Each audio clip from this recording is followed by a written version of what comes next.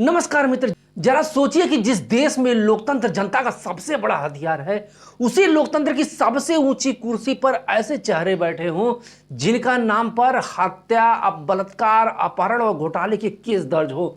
21 राज्यों के मुख्यमंत्री और उप मुख्यमंत्री सत्ता के शिखर पर बैठे, और वो 31 नाम जिनका फैसला करोड़ों लोगों की किस्मत ने तय करना है। लेकिन हैरानी की बात है कि उनमें से 8 नेता आपराधिक मामलों में घिरे हुए हैं। 7 पर तो खून खराबे और घोटाले जैसे संगीन आरोप हैं। कोई है जिसका खिलाफ की हत्या का मुकदमा चल रहा है, कोई भ्रष्टाचार के आरोप में कटघरे में है, और कोई करोड़ों की जमीन घोटाले में फंसा हुआ है। यह रिपोर्ट बताती है कि कुर्सी तक पहुंचने के लिए राजनीति अब साधना नहीं बल्कि साजिश व सियासी अपराधों का खेल बन चुकी है। सवाल उठता है कि जनता को सच बताया गया? क्या वोटरों को पता है कि उनका नेता खुद अदालत की जंग लड़ रहा है? आज हम खोलने वाले हैं भारत के इन सियासी राजाओं की वो फाइलें जिन पर लोकतंत्र को शर्मसार करने वाले अपराध लिखे हैं। और यह है एडीआर के आंकड़ों का सच, एक ऐसा सच जो आपको हिला करके रख देगा। कल्पना कीजिए कि एक ऐसा सियासी योद्धा जो कि बिहार की राजनीति का चेहरा बनकर सत्ता के गलियारों में घूम रहा है, लेकिन जातिगत हिंसा और साजिश के आरोपों से घिरा हुआ है। वह है सम्राट चौधरी, जो कि 2020 से बिहार के उप मुख्यमंत्री हैं और बीजेपी के प्रमुख नेता है। एसोसिएशन फॉर डेमोक्रेटिक रिफॉर्म्स की 2025 की रिपोर्ट में 3 आपराधिक मामलों में 2 में जिसमें गंभीर के साथ में चर्चा में है। यह रिपोर्ट उनके 2020 विधानसभा 2024 की लोकसभा के चुनावी हलफनामों के पर आधारित है, जो कि सुप्रीम कोर्ट के निर्देश के तहत विश्लेषित की गई हैं। यह मामले मुख्य रूप से जातिगत हिंसा से जुड़े हुए हैं, जो उनकी सामाजिक सद्भावना वाली छवि पर सवाल उठाते हैं। एडीआर का विश्लेषण कहता है कि गंभीर मामले जिसमें कि 5 साल तक की सजा हो सकती है, लोकतंत्र की नैतिकता को चुनौती देते हैं और ऐसे नेताओं पर प्रतिबंध की जरूरत है। लेकिन चौधरी जी उन्हें राजनीतिक साजिश बताते हैं। आइए इस रोचक कहानी में हर मामले का नाम, अपराध कब और क्यों हुआ और एडीआर क्या कहती है, विस्तार से जानते हैं। यह कहानी पटना की सड़कों से शुरू होकर बिहार की जातिगत राजनीति तक पहुंचती है, जहां हिंसा, साजिश और सत्ता की परतें खुलती हैं। कहानी की शुरुआत 2018 से, जब बिहार में जातिगत आरक्षण का मुद्दा चरम पर था। एडीआर रिपोर्ट के अनुसार सम्राट चौधरी पर एक सभा में भड़काऊ भाषण देकर जातिगत हिंसा भड़काने का आरोप है। 15 जुलाई 2018 को पटना के गांधी मैदान में एक रैली में चौधरी जी ने कथित तौर पर आरक्षण विरोधी को सबक सिखाओ कहा, जिससे कि दंगे भड़के और इसमें 2 लोग मारे गए और 20 लोग घायल हो गए। पुलिस ने एफआईआर दर्ज की, जिसमें कि चौधरी को मुख्य आरोपी बनाया गया। सवर्ण समुदाय के आरक्षण विरोध को कुचलने और बीजेपी जेडीयू गठबंधन को मजबूत करने के लिए इन पर आईपीसी धारा 193A यानी धार्मिक और जातिगत उन्माद फैलाने, 147 दंगा फैलाने, 307 हत्या का प्रयास। अभी यह मामला कोर्ट में है और पटना सेशन कोर्ट में 2024 में यह चार्जशीट दाखिल हुई और 2025 तक सुनवाई चल रही है। एडीआर रिपोर्ट्स का विश्लेषण है कि गंभीर मामला जातिगत पैटर्न दिखाता है और बिहार में 2018 से 2023 के बीच में 300 प्लस जातिगत दंगों से जोड़ता है। रिपोर्ट कहती है कि ऐसे भाषण सामाजिक सद्भाव को तोड़ते हैं और चौधरी की समाज सुधारक छवि पर सवाल उठाते हैं। फिलहाल चौधरी अभी जमानत पर है और उन्होंने विपक्ष की इसको साजिश करार दिया। 2019 में दैनिक जागरण ने बताया कि रैली में 5000 लोग थे और हिंसा में 10 गिरफ्तारियां हुई। 2024 में बिहार हाई कोर्ट ने जांच के आदेश दिए और तेज करने को कहा, लेकिन 2025 तक कोई फैसला नहीं आया। अब 2020 की उस घटना में पहुंचते हैं जब मुजफ्फरपुर में दलित समुदाय के खिलाफ हिंसा हुई। एडीआर रिपोर्ट के अनुसार चौधरी जी पर सियासी साजिश रचकर धमकी देने का आरोप है। 5 नवंबर 2020 को मुजफ्फरपुर के एक गांव में दलितों पर हमले हुए, जिसमें कि चौधरी के समर्थकों ने भूमि विवाद को जातिगत रंग दिया और एक की मौत हुई और चौधरी को अप्रत्यक्ष रूप से उकसाने का इल्जाम लगा। स्थानीय चुनाव में वोट बैंक को मजबूत करने के लिए और जातिगत ध्रुवीकरण करने के लिए इन पर आईपीसी की धारा 120B आपराधिक साजिश रचने, 506 धमकी देने, 323 और चोट पहुंचाने जैसे कि यह केस मुजफ्फरपुर जिला कोर्ट में लंबित है। 2023 में नोटिस जारी हुआ, लेकिन 2025 तक कोई भी सुनवाई नहीं हुई है, सुनवाई रुकी हुई है। एडीआर विश्लेषण में यह गंभीर मामला बिहार की जातिगत राजनीति को उजागर करता है, जहां पर 2020 से 2200 प्लस जातिगत हिंसाएं घटनाएं हुई हैं। रिपोर्ट कहती है कि ऐसे केस सामाजिक एकता को तोड़ते हैं और चौधरी ने इसको पुराना विवाद करार दिया है। 2021 में इंडियन एक्सप्रेस ने बताया कि हिंसा में 5 आरोपी चौधरी के करीबी थे और 2024 में सीबीआई ने जांच मांगी लेकिन इसको खारिज कर दिया गया। 2021 में इंडियन एक्सप्रेस ने बताया कि हिंसा में 5 आरोपी चौधरी के करीबी थे और 2024 में सीबीआई की जांच मांगी गई लेकिन इसको खारिज कर दीजिए।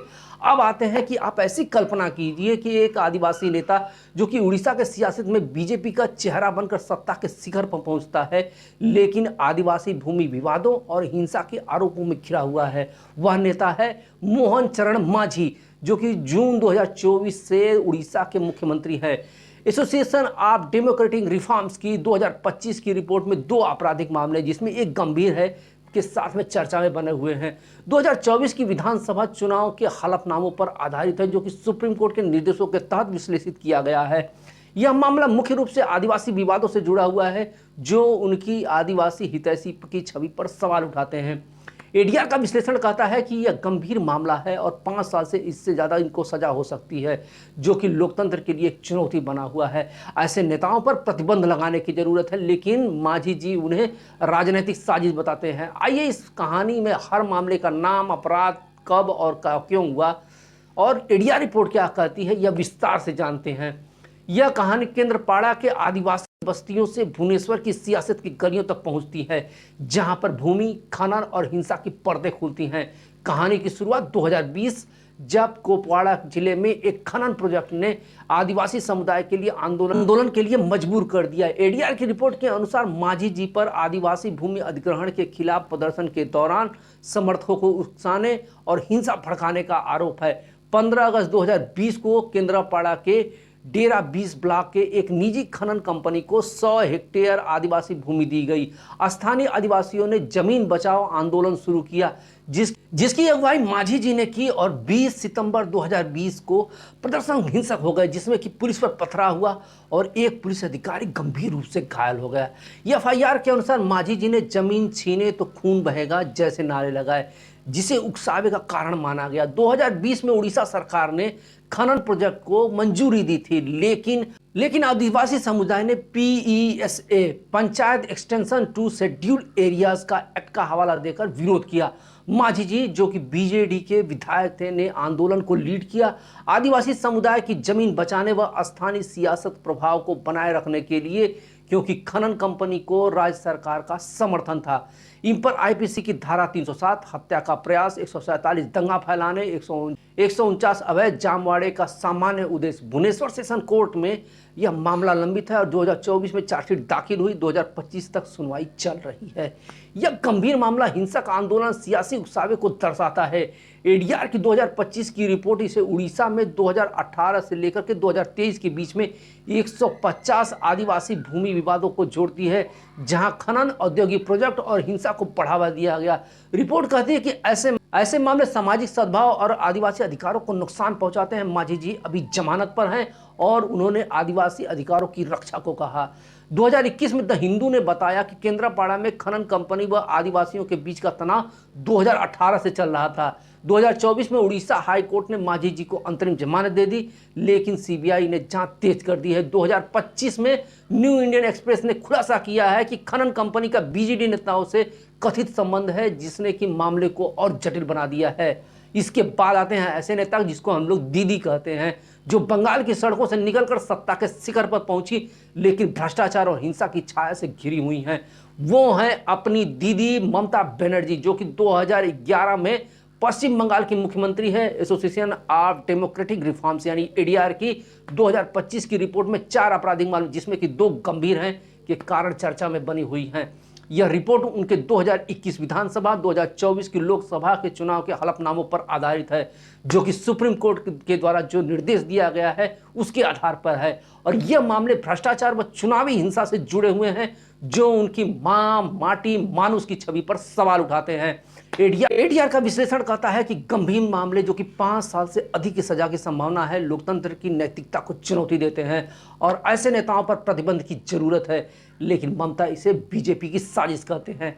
आइए रोचक कहानी में हर मामले का नाम, अपराध, कब और क्यों हुआ और एडीआर क्या कहती है, विस्तार से जानते हैं। यह कहानी कोलकाता के स्टिंग ऑपरेशन से नंदीग्राम की हिंसा तक सड़कों तक पहुंची है, जहां सत्ता, भ्रष्टाचार और हिंसा की परतें खुलती हैं। कहानी की शुरुआत 2014 से, जब नारदा न्यूज के मैथ्यू सेम्यू ने एक स्टिंग ऑपरेशन किया जो कि 2016 में सार्वजनिक हुआ। एडीआर रिपोर्ट बताती है कि ममता बनर्जी पर अप्रत्यक्ष रूप से साजिश रचने व भ्रष्टाचार को बढ़ावा देने का आरोप है। स्टिंग में टीएमसी के 12 नेता जैसे मुकुल राय, सौगत राय और फरहाद हकीम कैमरे पर रिश्वत लेते हुए दिखते हैं, जो कि एक फर्जी कंपनी थी। ममता को मास्टरमाइंड बताया क्योंकि टीएमसी की फंडिंग से जुड़ा हुआ था। सीबीआई ने 2017 में एफआईआर दर्ज की। 2021 में 4 टीएमसी नेता गिरफ्तार हुए। स्टिंग में देखा गया कि 5 लाख से 10 लाख रुपए लोग लेते हुए दिखाई दिए। 2017 में कलकत्ता के हाईकोर्ट ने सीबीआई जांच का आदेश दिया। 2021 में सीबीआई ने ममता के मंत्री हकीम, मदन मिश्रा, सुब्रत मुखर्जी और एमएलए सोमन चटर्जी को गिरफ्तार किया, लेकिन एससी ने बेल दे दी। चुनावी फंडिंग व सियासी प्रभाव बनाए रखने के लिए, क्योंकि 2016 के विधानसभा नजदीक थे। इन पर आईपीसी की धारा 420 धोखाधड़ी, 467 जालसाजी, 120 बी आपराधिक साजिश का आरोप है। कोलकाता हाईकोर्ट में यह मामला लंबित है। सीबीआई की जांच 2023 से तेज कर दी गई है, लेकिन 2025 तक अब तक चार्जशीट तक दाखिल नहीं की गई है। यह गंभीर मामला भ्रष्टाचार की संस्कृति को उजागर करता है और बंगाल में 2016 से 2021 तक में 500 प्लस करोड़ रुपए के घोटालों को जोड़ता है। रिपोर्ट कहती है कि ऐसे केस जनता का भरोसा तोड़ते हैं और खासतौर पर जब ममता की सरकार पारदर्शी शासन होने का दावा करती है। ममता की स्थिति जमानत पर है और उन्होंने बीजेपी के यह फर्जिंग स्टिंग कहा गया है।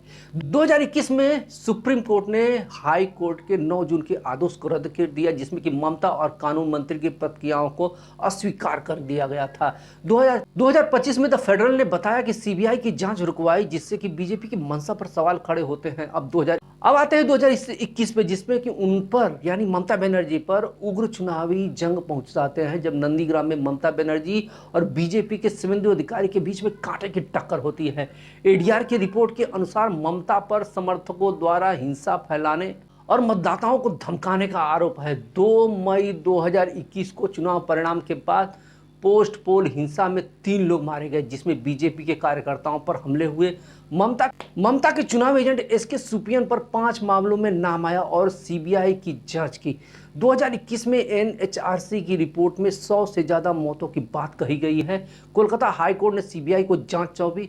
सुपियन पर हत्या और बलात्कार के केस और 2023 में उसकी गिरफ्तारी के वारंट जारी हैं, लेकिन एससी ने उसको राहत दे दी है चुनावी जीत सुनिश्चित करने के लिए, क्योंकि नंदीग्राम में टीएमसी और बीजेपी का टकराव चरम पे था और ममता 1956 वोटों से हार गई।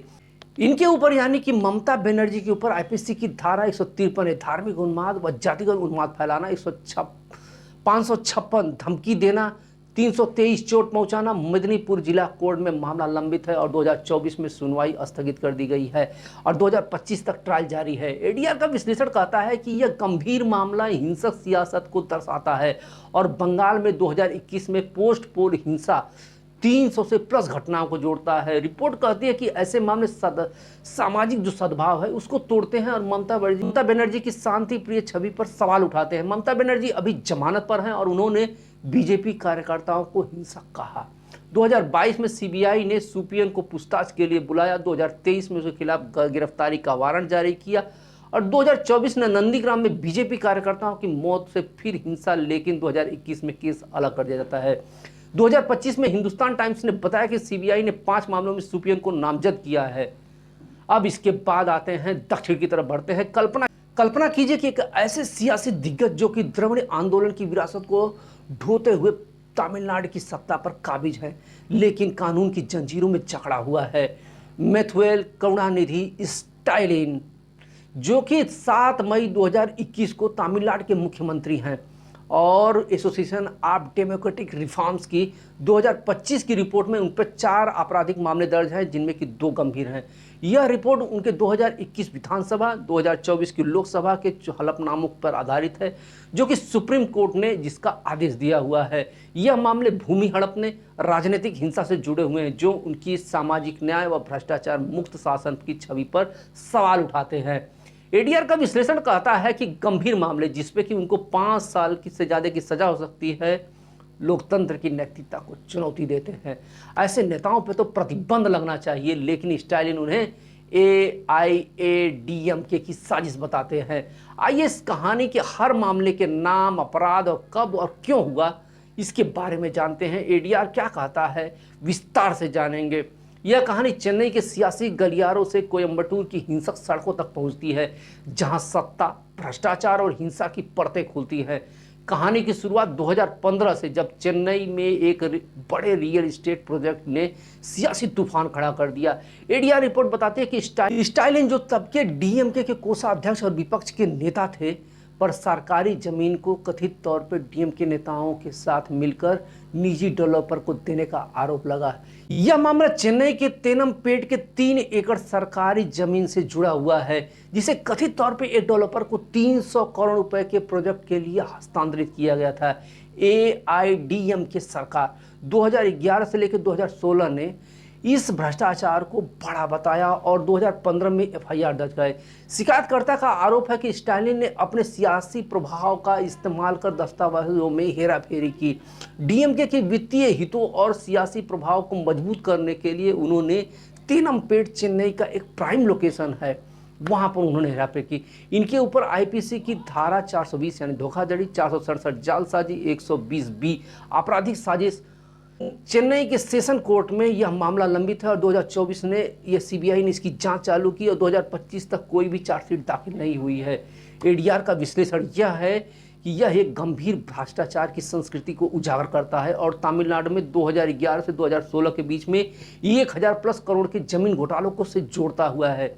रिपोर्ट कहती है कि ऐसे केस जनता का भरोसा तोड़ते हैं और खास करके स्टालिन सरकार, जो कि पारदर्शी शासन का दावा करती है, जो कि स्टालिन अब जमानत पर है और इसे AIADMK की साजिश कहते हैं और दावा करते हैं कि कोई उनका गलत इरादा नहीं था। 2012 में समान केस तेनपेट में 2.5 ग्राउंड जमीन को मद्रास हाई कोर्ट ने जिसको खारिज कर दिया जाता था, क्योंकि शिकायतकर्ता ने समझौता कर लिया था। लेकिन 2015 में यह केस अलग है और 2024 में CBI ने जांच तेज कर दी, क्योंकि DMK सत्ता में थी। 2025 में द न्यू इंडियन एक्सप्रेस ने खुलासा किया है कि डेवलपर से जुड़ा हुआ एक DMK नेता अभी भी जांच के दायरे में है। अब 2019 से उस उग्र रैली के बारे में पहुंचते हैं, जब कोयम्बटूर के लोकसभा चुनाव की सरगर्मी चरम पे थी। ADR के रिपोर्ट के अनुसार स्टालिन एक चुनावी सभा में भड़काऊ भाषण देने का आरोप है, जिसके बाद DMK समर्थकों और BJP कार्यकर्ताओं के बीच में हिंसक झड़प होती है। 14 मार्च 2019 को कुनियामुथूर में स्टालिन ने AIADMK के मंत्री SP वेलुमणि पर भ्रष्टाचार के आरोप लगाए। कहा कि हम सत्ता में आए तो वेलुमणि को जेल भेजेंगे। इसके बाद DMK और BJP कार्यकर्ताओं के बीच में झड़प होती है, जिसमें कि 2 लोग मारे जाते हैं और 15 लोग घायल होते हैं। AIADMK की शिकायत पर FIR दर्ज हुई, जिसमें कि स्टालिन को मुख्य आरोपी बनाया गया। 2019 में DMK कोयम्बटूर में BJP AIADMK को गठबंधन को हराना चाहती थी और स्टालिन का भाषण वोटरों को लामबंद करने के लिए था। इन पर IPC की धारा 153 है, धार्मिक व जातिवाद उन्माद फैलाने, 504 सार्वजनिक शांति को भंग करना और 120B जो कि साजिश रचने का आरोप है।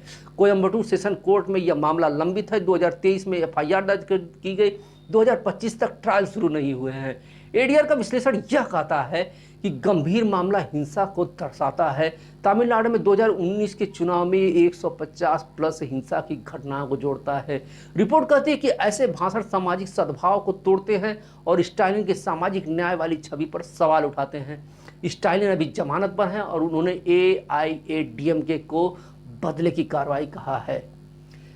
2017 में स्टालिन, जो कि DMK कार्यकारी अध्यक्ष थे, कोयम्बटूर में झील डिस्टिलिंग प्रोजेक्ट के लिए गए थे। 27 जुलाई 2017 को स्टालिन के ऊपर जो तीसरा मामला है, 2017 में स्टालिन, जो कि DMK की कार्यकारी अध्यक्ष थे, कोयम्बटूर में झील डिस्टिलिंग प्रोजेक्ट के लिए गए थे। 27 जुलाई 2017 को स्टालिन और सैकड़ों DMK कार्यकर्ताओं को कोयम्बटूर पुलिस ने गिरफ्तार कर लिया।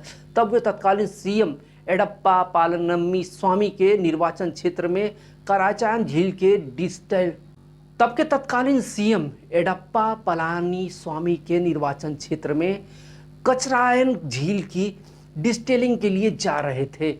एआईएडीएमके ने इसे सार्वजनिक शांति को भंग करने की साजिश बताया। स्टालिन पे भड़काऊ भाषण का आरोप लगाया डीएमके का। एआईएडीएमके सरकार के खिलाफ आंदोलन व जनता में अपनी उपस्थिति दिखाना था, लेकिन इनके ऊपर आईपीसी की धारा 153 उन्माद फैलाना, 188 आदेश की अवज्ञा करना जैसा आरोप लगता है। कोयम्बटूर जिला कोर्ट में यह मामला लंबित है, 2025 तक से सुनवाई रुकी हुई है। यह मामला बहुत ही गंभीर है और हिंसा के पैटर्न को दर्शाता है। स्टालिन उसी दिन तो रिहा कर दिए गए, लेकिन उन्होंने इसे राजनीतिक प्रतिशोध बताया। इतने आरोप प्रत्यारोपी नेताओं पर लगे हुए हैं। हमारे नेताओं की अगर शुरुआत सही से होती, हम सही नेता चुन लेते, तो इस प्रकार के लोग हमारे मालिक न बन के बैठते। अब समझ में आ रहा है कि हमने अपना लीडर चुनने में सावधानी बरती होती, धर्म जाति पर नहीं चुना होता, उनकी विचारधारा पर चुना होता, उनकी समाज कल्याण की सोच पर चुना होता। और कहानी अभी बाकी है मेरे दोस्त। अगले एपिसोड में और भी मुख्यमंत्री हैं जिनका नाम सुनकर के आप चौंक जाएंगे।